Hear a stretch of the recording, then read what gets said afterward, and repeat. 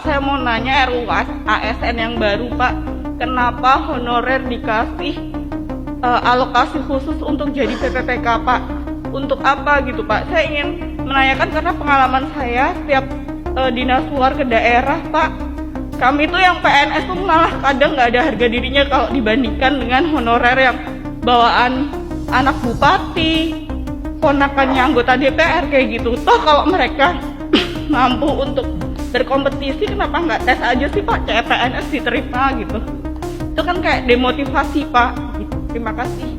Baik, Aisyah, gini loh, undang-undang ASN itu, ya itu fakta ya. Ada orang membawa tenaga honorer, nggak ikut tes gitu ya, lalu tiba-tiba diberi jatah ASN. Jadi ceritanya begini, yang bikin pusing ini.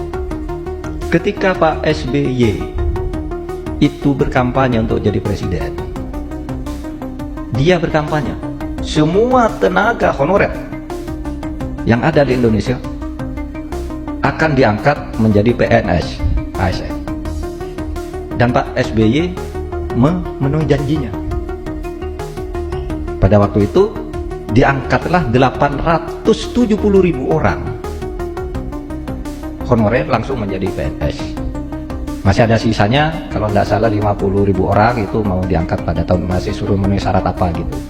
Nah, tapi sekarang justru tenaga honorer itu jutaan. Karena apa? Setiap kepala daerah yang baru itu membawa tim suksesnya jadi tenaga honorer itu tadi. Ada ponakannya, ada anaknya, dititip ke sana semua. Sehingga pemerintah jadi kewalahan. Dulu sudah ada kebijakan tidak boleh ada tenaga honorer, semua kalau di kantor pemerintah harus PNS. Nah sekarang setiap bupati baru, gubernur baru tetap ngangkat terus, tidak bisa dibendung, sehingga jumlahnya jadi jutaan. Maka pemerintah seperti sekarang jadi goyang. Ini gimana menyelesaikannya? Diselesaikan sekarang, ini muncul lagi di sini. Sudah dilarang, masih muncul lagi. Ya tentu kalau mau keras-kerasan, yang diangkat sesudah tanggal ini dianggap tidak ada, itu bisa saja. Tetapi ini manusia. Belum lagi, saudara, gaji-gaji tenaga honorer itu berapa tuh gaji? Macam-macam, ada yang hanya 300.000. Jadi guru sudah senang. Saya di Jogja ini saya dulu menjadi penasihat Sultan di bidang keistimewaan. Ada ketika dibilang guru-guru honorer itu mau diberhentikan semua itu karena anggarannya tidak ada untuk menyusun kebijakan Pak SBY, itu yang saya tidak terrekrut dari angkatan Pak SBY. Kita bukan Sultan, tapi pemerintah berdiskusi, ini nampaknya harus jadi. Banyak loh guru-guru yang nangis.